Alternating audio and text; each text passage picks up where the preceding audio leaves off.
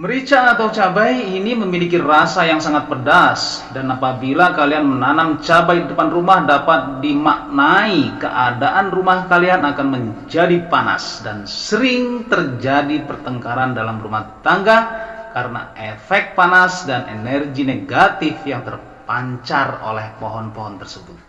Terima kasih sudah mampir di channel saya. Sebelum lanjut nonton video ini, lihat tombol subscribe kalian. Kalau masih merah, silahkan tekan tombol subscribe-nya sekarang ya guys, karena subscribe itu gratis.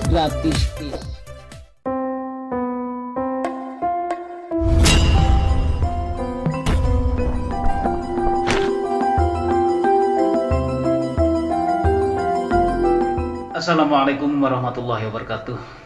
Salam sejahtera bagi kita semuanya. Salam Om Swastiastu, Namo Buddhaya.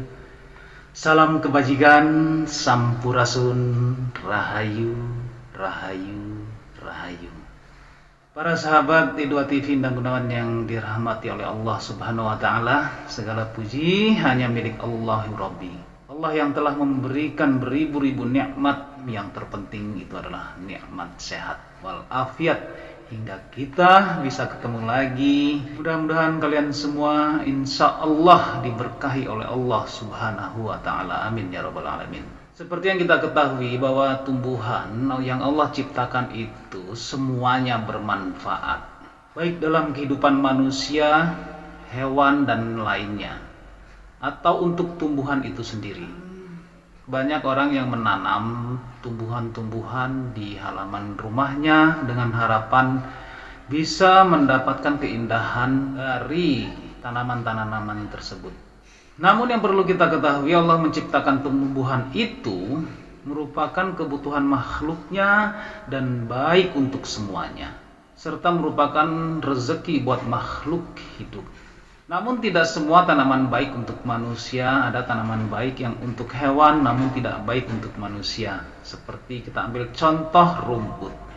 Tentunya manusia tidak akan mau memakan rumput, tapi hanyalah binatang yang mau memakan rumput tersebut. Ada juga tanaman yang baik untuk manusia dan hewan, contohnya pisang. Apalagi hewan yang suka manjat-manjat pohon itu paling suka memakan buah pisang. Ada beberapa jenis tanaman dipercaya sebagai tanaman pembawa sial. Istilah pembawa sial di sini karena jenis dan letak tanaman tersebut yang tidak sesuai dengan estetika atau kepantasan menanam pohon.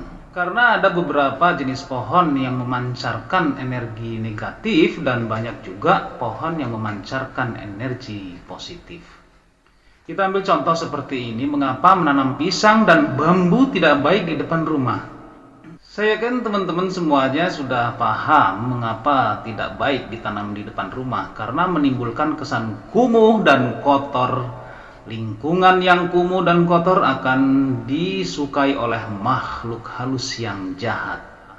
Apabila lingkungan itu kotor, kumuh, itu malaikat rahmat atau malaikat pembawa rezeki tidak mau masuk ke rumah.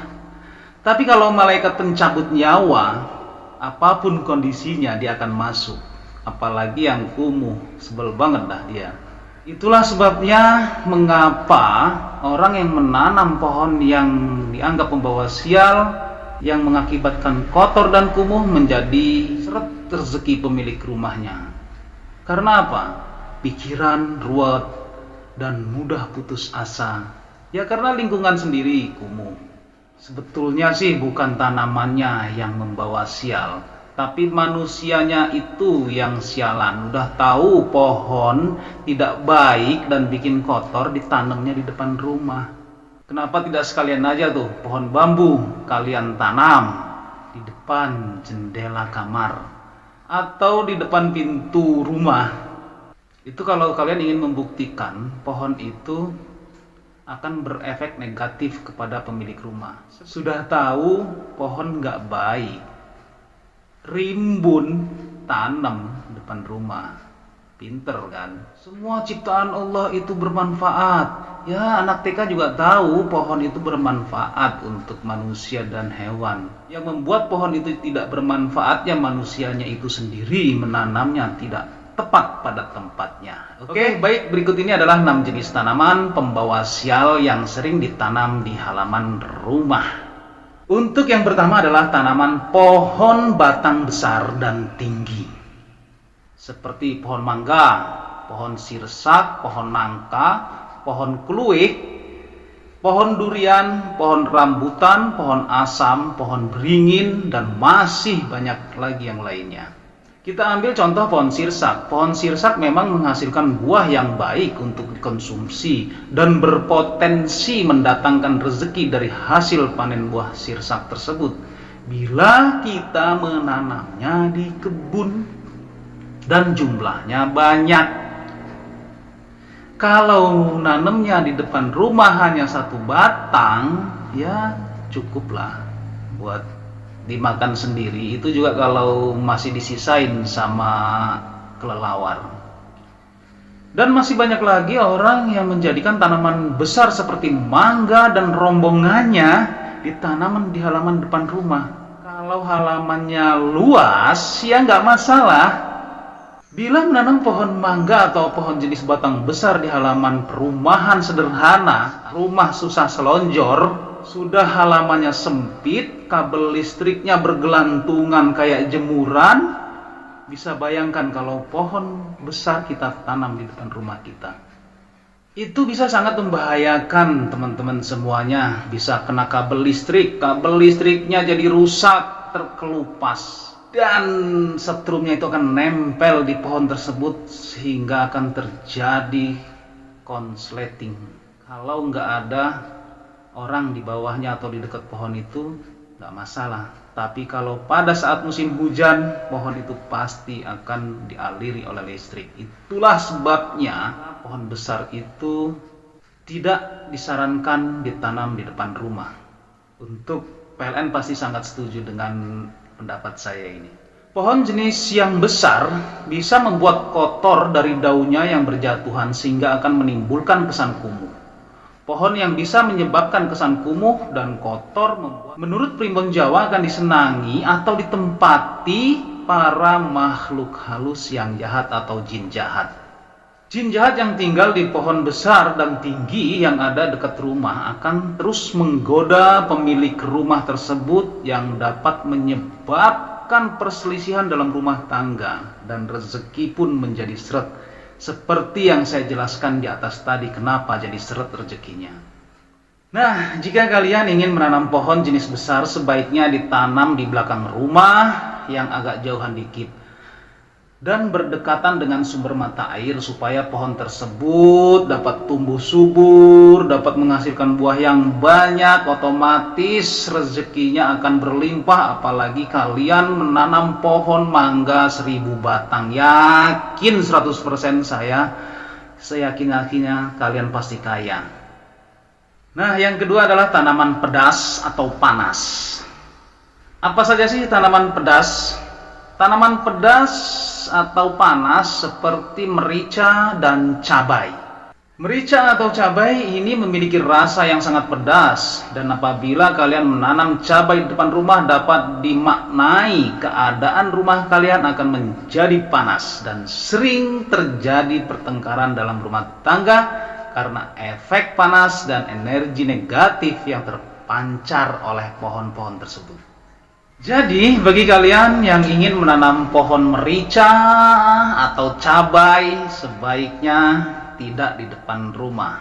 Tanamlah merica di kebun seluas 10 hektar atau di pekarangan belakang rumah, supaya hasilnya juga banyak dan dapat menambah rezeki yang berlimpah.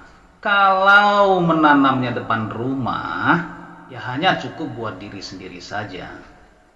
Kemudian yang ketiga adalah tanaman yang merambat. Tanaman merambat adalah tanaman yang biasanya paling banyak digunakan di area luar ruangan seperti sirih hijau, sirih merah, sirih gading, binahong hijau atau binahong merah. Hindari menanam seperti sirih gading, dapat menyerap energi positif dan negatif sekaligus. Efeknya menyebabkan ketidakseimbangan energi di dalam rumah. kecuali sirih gading emas yang efektif untuk membersihkan udara dalam ruangan.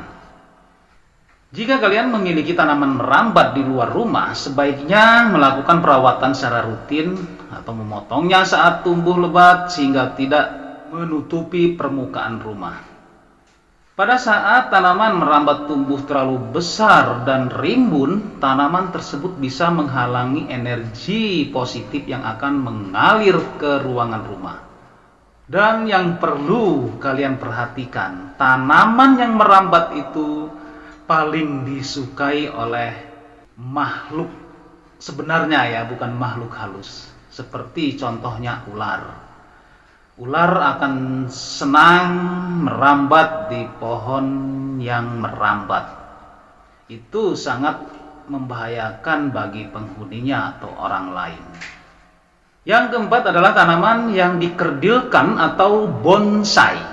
Tanaman yang disiksa dengan cara membonsai termasuk ke dalam kategori yang bisa menjadi efek baik dan juga bisa menjadi tanaman pembawa sial. Jadi bisa baik bisa enggak, tergantung kalian meletakkan pohon tersebut.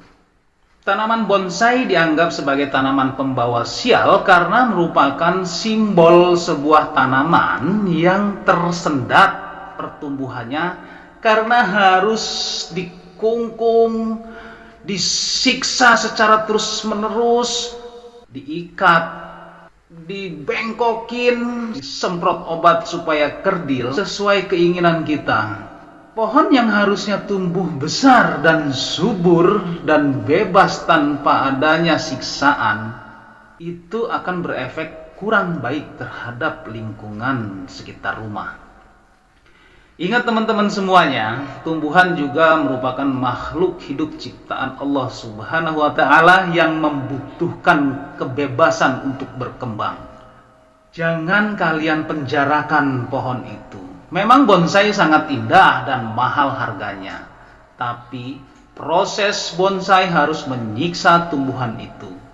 Tidak ubah seperti kalian memelihara burung yang dikurung dalam kandang emas. Indah, tapi kalau kalian jadi burungnya gimana coba? Di penjara bertahun-tahun seumur hidup. Kemudian yang kelima adalah tanaman palsu.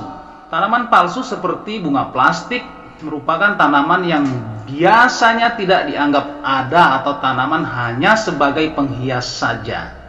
Segala sesuatu yang palsu, pikiran manusia akan berpikir tidak baik dan impactnya pun tidak baik. Kita ambil contoh, uang palsu.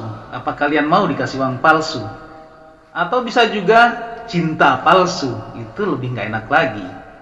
Benda yang palsu sifatnya hanya sementara saja atau hanya digunakan sebagai pelengkap saja. Tanaman palsu bisa digunakan di tempat tertentu seperti di rumah singgah, lokasi rias pengantin, atau di ruangan tanpa cahaya alami. Tapi pada saat ini tanaman palsu sudah mulai banyak ditinggalkan karena kepalsuan itu tidak enak. Kemudian yang keenam adalah pot tanaman menghadap utara. Tanaman juga harus memperhatikan arah mata angin. Bila salah tanam, yang kita tanam bisa menjadi tanaman pembawa sial. Posisi atau letak atau estetika menanam pohon dan tanaman juga bisa menjadi sumber dan daya magnet kemalangan atau keberuntungan di rumah kalian. Tanaman yang diletakkan atau posisi menanamnya di utara rumah, meskipun terkesan hal ini sangat sepele, namun tanaman yang ditanam di arah utara rumah dipercaya akan dapat menarik elemen negatif dan kesialan di dalam rumah kalian. Oke teman-teman semuanya, itulah 6 jenis tanaman yang dipercaya membawa sial apabila ditanam di halaman rumah yang minimalis. Tapi kalau halaman rumahnya luas, memang usahanya tanaman, itu tidak masalah. Kalian mau percaya syukur, tidak percaya ya kalian sendiri yang merasakan akibatnya. Karena hukum alam itu ada yang namanya sebab dan akibat. Siapa yang menabur, maka dialah yang menuai hasilnya, kecuali kalian nyolong. Wallahu a'lam bishawab. semoga bermanfaat untuk kita semuanya, khususnya buat diri pribadi saya. Kebenaran datangnya hanya dari Allah Subhanahu wa Ta'ala, sedangkan kesalahan merupakan kehilapan diri pribadi saya. Untuk itu, mohon maaf atas kesalahan dan kehilafan. Jangan lupa sedekahkan subscribe kalian, semoga menjadi ladang amal jariah buat kalian semuanya. Sampai ketemu lagi dengan saya Endang Gunawan di video saya selanjutnya. Wallahul muwaffiq ila aqwamit thoriq. Wassalamualaikum warahmatullahi wabarakatuh.